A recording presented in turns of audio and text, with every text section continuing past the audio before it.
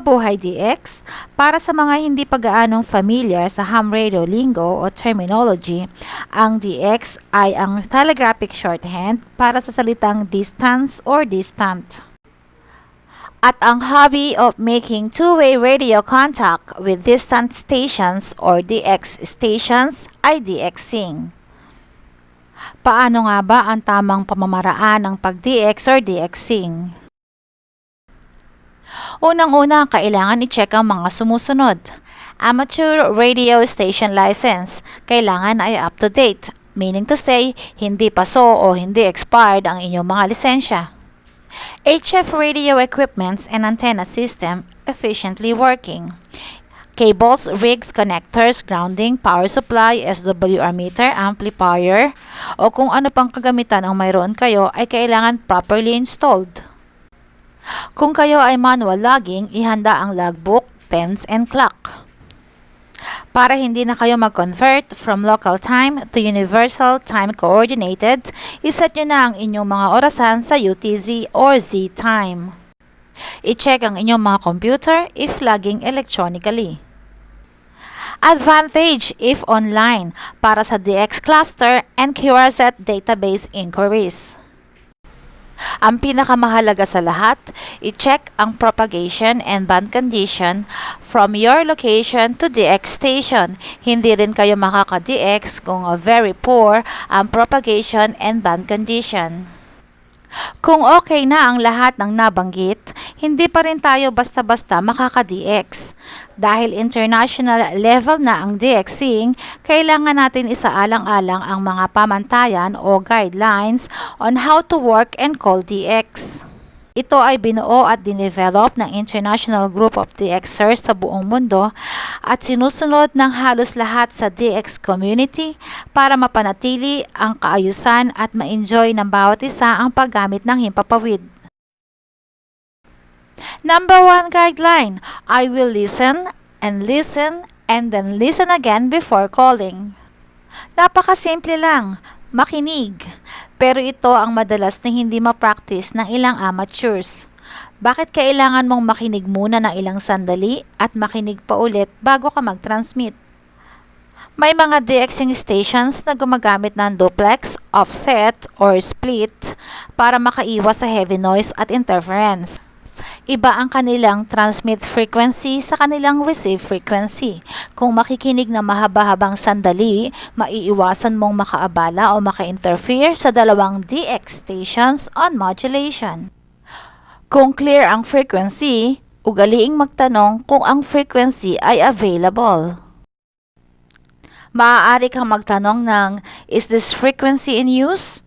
Or is this a frequency available? Or is this frequency occupied? Kung wala namang sumasagot, after asking once or twice, you can start calling CQ.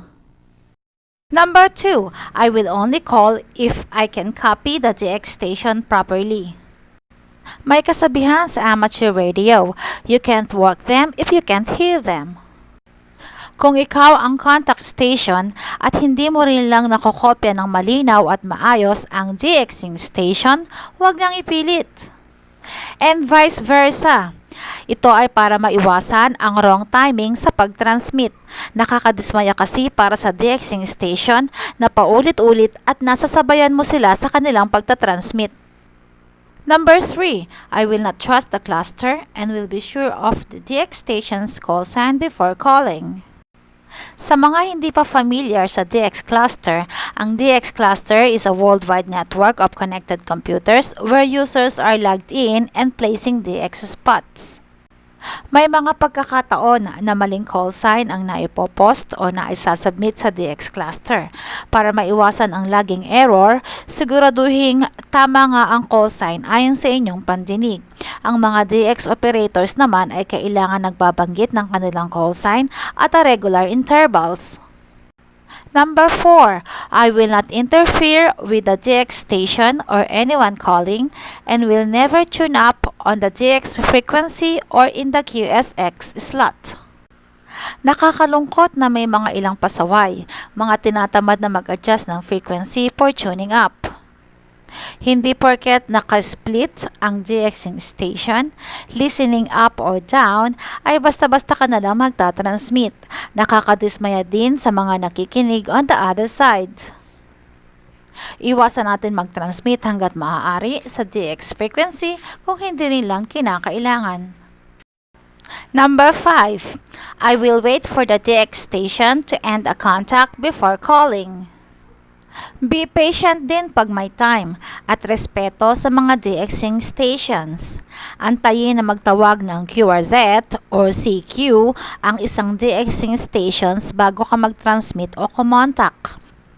Ito ay hudyat na tapos na ang QSO niya sa naunang contact stations. Marami pa rin ang nasa manual logging. Maaaring ang DXing station ay kailangan na maiksing sandali para maisulat o maitala ang katatapos lang na QSO. Number 6. I will always send my full call sign. Ito ay mahalaga sa mga DXing stations na gustong makarami ng contacts o ng QSOs. Kadalasan sa mga nagdi-DX petition na may limitadong oras at panahon ng pagdi-DX. Kung suffix o prefix lang ng inyong call sign ang inyong isisigaw, magdadagdag pa ito ng extra transmission para makuha ang inyong full call sign. Makakapagpabagal din sa operation ng DXing station lalo na at nagbi-build up ng pile-up o pila ng mga gustong kumontak sa DXing station. Number 7. I will call and then listen for a reasonable interval. I will not call continuously.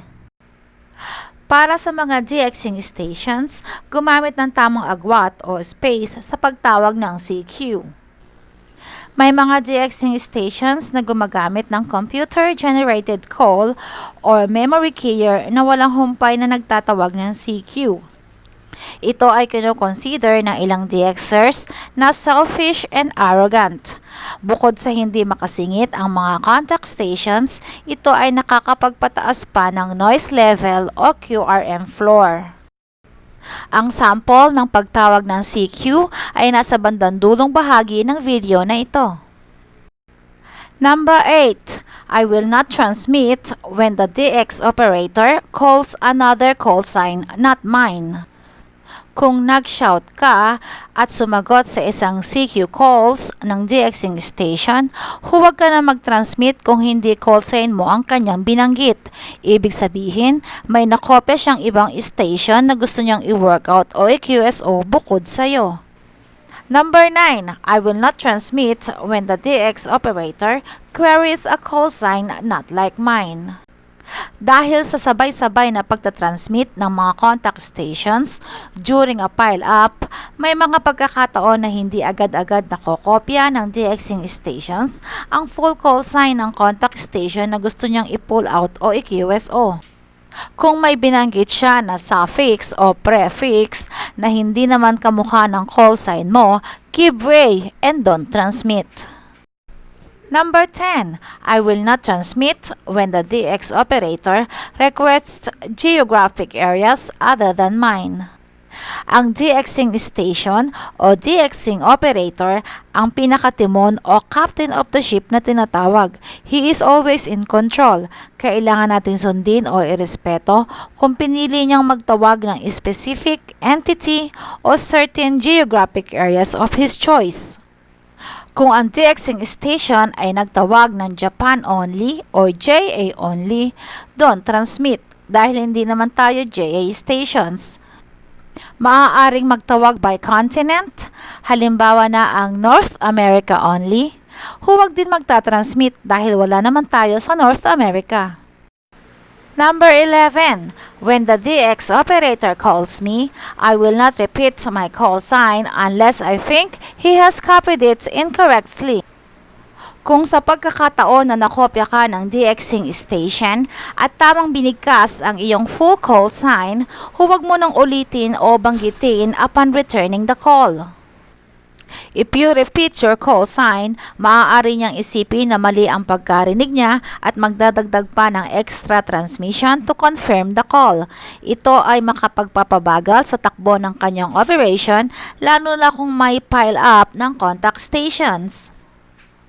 Number 12. I will be thankful if and when I do make a contact. Isang kabutihang loob at kagandahang asal na magbanggit ng pasasalamat after a contact or after a QSO. It takes two to tango, ika nga. DXing station ka man o contact station, pasasalamatan nyo ang isa't isa for a successful contact o QSO.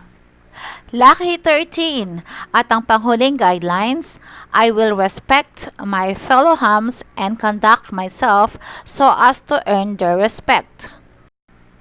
Number 13 is just a bonus. Masunod mo lang ang unang 12 guidelines, ay nagawa mo na ang good manners and right conduct on DXing.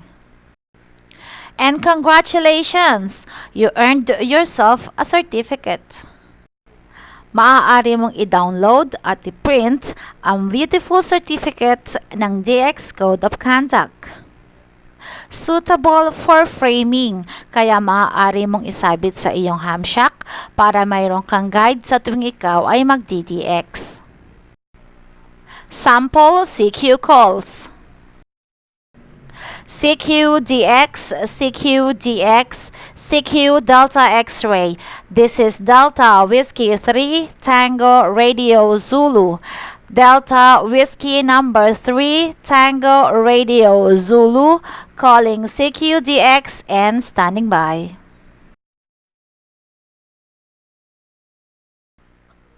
CQ 40 meter, CQ 40, CQ 40 meter. This is Delta Whiskey 3 Tango Radio Zulu. Denmark, Washington number 3, Tokyo, Romania, Zanzibar, calling CQ 40 and standing by.